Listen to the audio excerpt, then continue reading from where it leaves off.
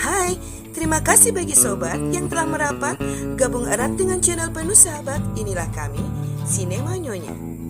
Film yang satu ini memang sudah cukup lama viral, tapi tentu saja mungkin ada beberapa sobat Nyonya yang belum menontonnya.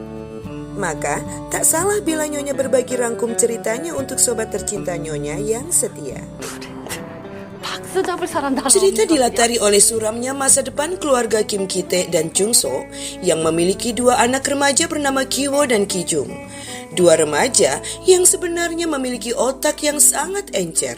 Tapi karena kemiskinanlah yang membuat mereka tak lagi mampu bersekolah.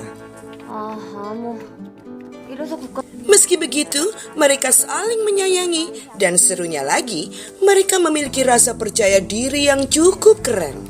내일 정식으로다가 면접 보러 가겠습니다. 몇 시간? Keras dan kasarnya kehidupan kumuh di ruang bawah tanah itu tak lantas membuat mereka berputus asa. Apapun masalahnya, mereka selalu kompak menghadapinya.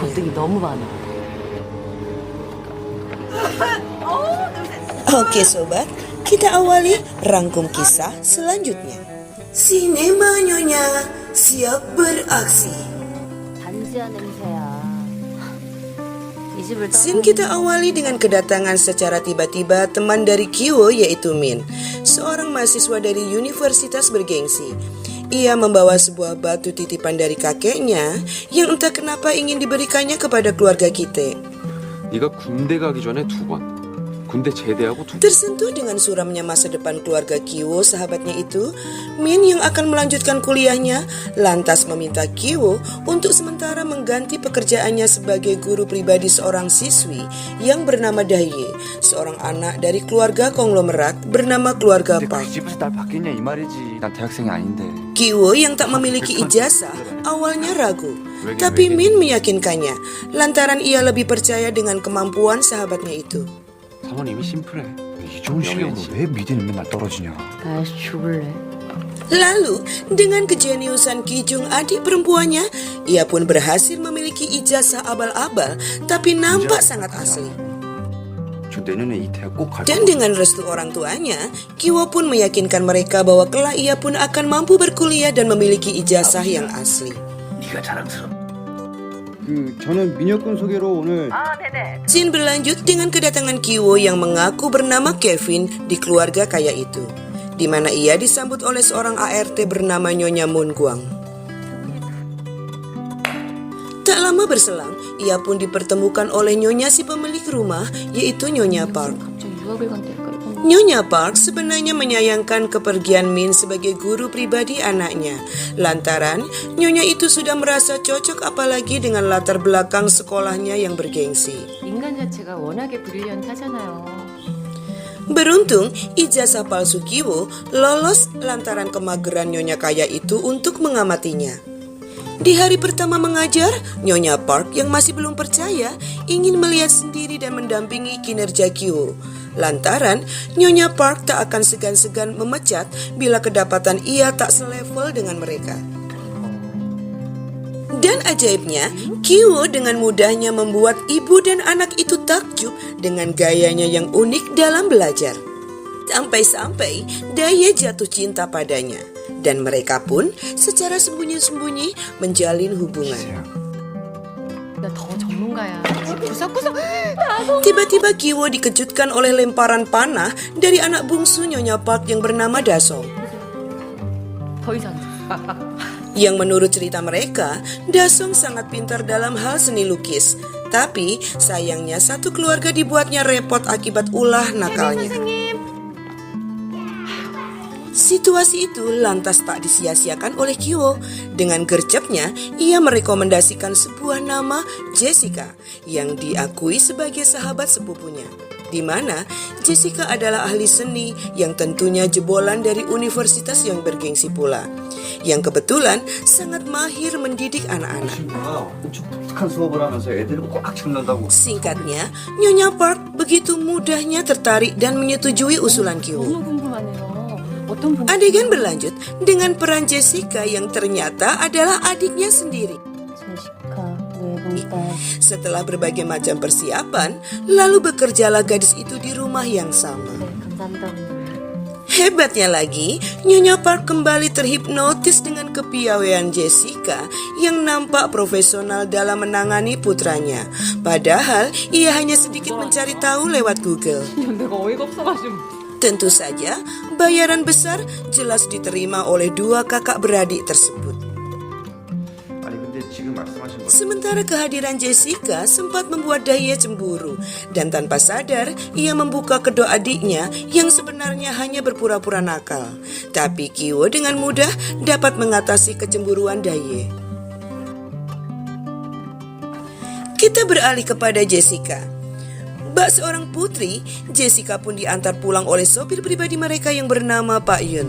저 이왕 타신 김에 제가 Entah setan apa yang merasukinya, timbullah ide agar sang sopir Yun dipecat dari pekerjaannya. Dengan liciknya, ia lepaskan celana dalam dan ditinggalkannya di dalam mobil tersebut. 아 여기서 이 미친 새끼 진짜. Sontak saja, pasutri konglomerat tersebut panik. Bagaimana bisa mereka selama ini mempekerjakan pria mesum di rumahnya? 근데 하필 왜 내 차에서 그래? Lantaran itu adalah hal yang memalukan, mereka jelas enggan untuk melapor dan memilih memecat sopir itu secara diam-diam. Nyonya Park yang sempat khawatir akhirnya menjadi lega lantaran Jessica tak menjadi korban saat diantar pulang oleh sopirnya. Menyadari keluarga itu berhasil ia kadalin, lantas Jessica pun segera memanfaatkan situasi tersebut dengan mengarang cerita tentang pamannya yang sebelum pindah ke Chicago, ia memiliki mantan supir yang sudah berusia tua, dengan kepribadiannya yang santun dan mahir dalam berkendara. 네. 또 오죽해 싸우는 Ternyata, kelicikan Kijung alias Jessica cukup beralasan. Bersama Kiwo kakaknya, mereka mempersiapkan Kite ayahnya untuk belajar mengendarai mobil mewah dengan mengelabui sebuah dealer. Alhasil, siasat mereka pun tak sia-sia. Kite yang menyamar sebagai Pak Kim pun lolos dari seleksi Tuan Park. 그런 여자를 도려내려면 우리도 뭔가 준비를 해야겠다. Sayangnya, keserakahan mereka tak berhenti sampai di situ. Ada satu orang lagi yang perlu mereka singkirkan, yaitu ART Moon Guang. 그 여자야. 원래 거기에 살던 그 Selidik punya selidik, diketahui ART itu sangat alergi dengan serbuk buah persik. Kiwo yang mengawali menebarkan serbuk tersebut berhasil menyebabkan ART tersebut kesakitan, gatal dan batuk berat. Sedangkan Kite ayahnya berhasil membuntuti dan merekam ART Moon Guang sewaktu berada di suatu rumah sakit.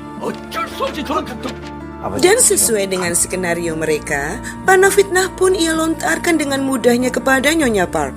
Terang saja, wanita itu amat takut tertular penyakit TBC dari ART-nya. Kebohongan Pak Kim semakin kuat manakala Kijung kembali menabur serbuk buah persik, ditambah bantuan saus yang diperlihatkan oleh Kite kepada Nyonya Park.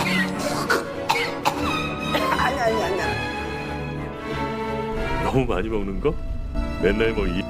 안녕하세요. 더케어 시니어 어드바이저 여명선입니다. Singkatnya, muncullah Sungko yang bak pahlawan mampu membereskan kekacauan di rumah itu. Adegan selanjutnya, lengkap sudah satu paket benalu di rumah megah itu. 절대 들어오지 마요. 네. Dengan kepiawaian mereka, keluarga Park semakin dalam dikelabui. Sampai-sampai mereka tak memperdulikan alarm ketajaman Dasong, anak bungsu mereka yang mampu mengendus kesamaan aroma 4 penipu tersebut. 빔 프로젝터 그것도 챙겨줘요? 네. Scene berlanjut dengan kepergian keluarga Park untuk berkemah selama beberapa hari ke depan sebagai kado ulang tahun Dasong, anak bungsu mereka. 왜 그러니? 이왕 가기란 거좀 Daye yang awalnya ogah-ogahan untuk pergi dan memilih belajar bahasa Inggris, akhirnya terpaksa ikut pergi juga. Setelah keluarga Park pergi, saat itulah Kite sekeluarga dengan leluasa menikmati segala fasilitas di rumah megah itu. Hayalan mereka semakin menjadi manakala keluarga itu berpeluang besanan dengan keluarga Park, lantaran adanya buku diary Daye yang isinya tentang hubungan percintaannya dengan Kiwo, putra mereka. Tak lama, masalah besar datang dengan kedatangan kembali mantan ART Moon Gwang. Tujuan kedatangan wanita itu ternyata dikarenakan selama 4 tahun lebih ia telah menyembunyikan suaminya di ruang bawah tanah rumah konglomerat itu. Usut punya usut, ternyata Moon Gwang sudah sejak lama menjadi ART dari pemilik rumah sebelumnya, yaitu seorang arsitek. Sebelum akhirnya rumah itu dibeli oleh Tuan Park. 난 불이웃 아니야. Mantan ART itu lantas mengemis belas kasihan Jungso agar tetap memberi makan suaminya. Sungjo yang posisinya sebenarnya masih aman, tiba-tiba dikagetkan oleh sekumpulan keluarga gembelnya yang terjatuh akibat terpeleset. Pemandangan itu jelas membuat Moon Gwang melongo. Tapi seketika ia sadar dengan tak melewatkan kesempatan emasnya untuk merekam penampakan keluarga Kite dengan penampilan lusuh mereka. 동생은 어느 쪽을 아가리 닥쳐 이 개쌍년아. 내가 지금 Barulah Moon Gwang ngeh tentang skenario mereka, penyebab dipecatnya sopir Yun hingga dirinya. Sejenak, nasib mereka pun beralih. Giliran Moon Gwang dan suaminya berulah seolah menjadi raja dan ratu di tempat itu. Posisi keluarga Kite yang balik terancam, mau gak mau harus menuruti kemauan Moon Gwang dan suaminya. Bila tidak, mereka tak segan-segan akan menekan tombol kirim video kepada Tuan Park. 하기 전에 동영상을 보시면서 그들의 악랄하고 저급한 도발에 Saking asiknya hayalan mereka, pada akhirnya keluarga Kite berhasil merampas ponsel mereka. Dan oleh Kiwo, video tersebut berhasil dihapus. Pertarungan dua keluarga itu cukup sengit. Beruntung dengan ide briliannya, Kijung berhasil mengeluarkan buah persik yang ada di kulkas yang pada akhirnya mampu melumpuhkan Moon Gwang. Di saat yang sama, tiba-tiba Nyonya Park menelpon, memberitahukan kegagalan acara mereka lantaran terjadinya luapan sungai. Dan yang lebih membuat sok para benalu itu, karena Nyonya Park sekeluarga akan tiba dalam waktu 8 menit. Dan Jungso pun diminta menyajikan ramdon untuk mereka. 짜파구리가 뭐야?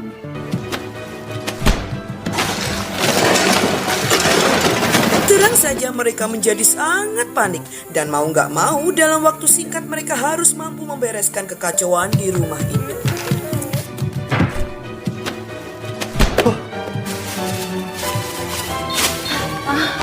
오셨어요?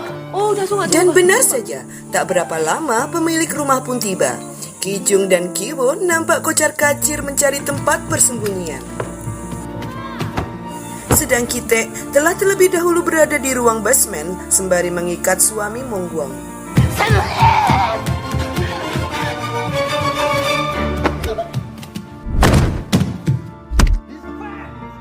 Di ruang itulah Kite menyadari suami Moon Gwang lah yang menyebabkan lampu salah satu ruangan kedap-kedip, yang ternyata merupakan kode Morse sebagai ucapan terima kasihnya kepada Tuan Park, yang menurutnya dipahami oleh Dasung yang gemar pramuka. 앞으로 항시 대기. 마루에서 비상 대기 중이다. 오버. Malam itu, Dasung berulah dengan aksinya yang tidur di tenda halaman rumah. Tuan Park pun lantas mengajak istrinya untuk tidur di ruangan tamu sembari mengawasi anak bungsunya itu. Situasi itu membuat Kite, Kijung, dan ditambah Kiwo terjebak tepat di bawah pasutri itu berbaring. Mirisnya lagi, keduanya harus mendengar hinaan Tuan Park yang merasa jijik dengan aroma Pak Kim alias Kite dan celana dalam murahan milik Kijung. 전반적으로 많은 행동이 손을 넣어. Tepat di tengah malam, nampak Kiwo dan Kijung mengendap-endap keluar dari kolong setelah kedua pasutri itu terlelap karena kelelahan akibat bercocok tanam di atas mereka. Tapi suara speaker Dasong sempat membuat aksi Kite terhenti. Adegan berlanjut dengan perjalanan pulang mereka dengan jarak yang cukup jauh di tengah situasi bencana yang terjadi. Kemunculan ART Moon Gwang di tengah kelancaran aksi mereka sempat membuat ketiganya bertikai. Sementara di ruang basement, nampak suami Moon Gwang terus-menerus membenturkan kepalanya hingga berdarah. Dan kode itu pun terbaca oleh Dasong yang berarti tolong aku. Dan benturannya semakin keras lantaran mengetahui istrinya pun akhirnya tewas.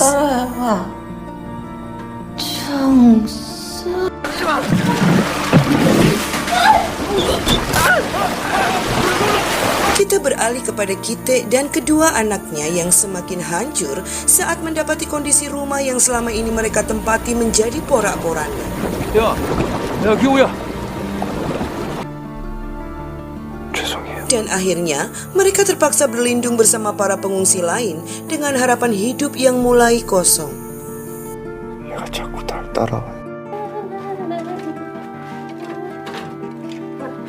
Keesokan harinya, keluarga kaya yang tak terdampak bencana itu berencana melanjutkan kebahagiaannya dengan mengadakan pesta ulang tahun untuk Dasong putra bungsu mereka. 하객진 형태로 반원 모양으로 둘러싸. 얘가 진짜야. 오늘 하늘 완전. Dengan semangat, Nyonya Park mengerahkan Chunso 회사 오지 마. 그냥 와서 맛있게 먹어주기만 하면 돼. dan menghubungi Pak Kim untuk membantu persiapan pestanya. 선생님도 와주시면 다송이가 너무너무 좋아할 텐데. Manakala ibunya menghadirkan Jessica dalam pesta Dasong, Dahye pun tak mau kalah dan mengusulkan mengundang Kevin. 진짜 좋아요. Dan hari pesta pun tiba. Tamu yang hadir pun jelas golongan kaya. 이렇게 금방 모였는데도 다들 쿨하고. Tapi berbeda dengan Kevin yang dengan kosongnya mempertanyakan kepantasannya hadir di antara mereka. Lalu ia pun mendapatkan jawaban pasti dari murid yang baru saja dicumbunya. Hal yang sama pun nampak pula pada Kite yang dengan tatapan kosongnya mengikuti arahan dari Tuan Park. Di tempat yang berbeda, nampaklah Chunso yang menyuruh putrinya mengantar makanan untuk Moon Gwang dan suaminya. Tapi aksinya gagal lantaran ia terlebih dahulu diberi tugas untuk membawa kue ultah buat Dasong. Scene berlanjut dengan ulah Kiwo yang entah dengan tujuan apa, pelan-pelan pergi di ruangan basement dengan membawa batu pemberian Min.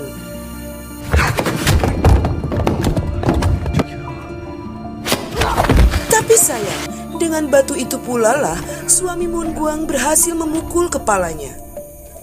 Kengerian tak berhenti di situ. Suami Moon Gwang yang berhasil lolos muncul di tengah pesta dan dengan sadis membunuh Jessica.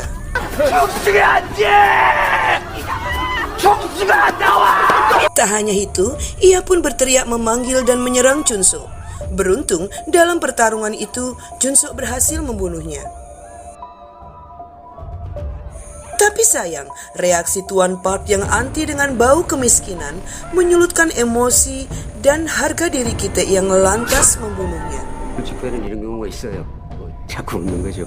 Beberapa waktu berlalu, nampak dibukalah perban di kepala Kiwo yang terus saja ketawa hingga membuat bingung tim dokter dan juga pengacara. 폭행치사 그러나 정당방위. Untung saja, Kiwo yang terus tertawa serta ibunya pun bebas dari tuduhan saat di pengadilan. 그치만 Bahkan Kiwo masih saja tertawa di pemakaman Kijung adiknya. Tapi nasib ayahnya yang masih buron lantaran hilang secara misterius justru menghentikan tawanya. 저 어디 계신지 전혀 모르고 있는 그런 상황인데. Adegan selanjutnya, setelah dirasa aman, ia pun naik gunung dan memandangi rumah itu dari kejauhan. Di sanalah ia melihat lampu sinyal kode dari ayahnya.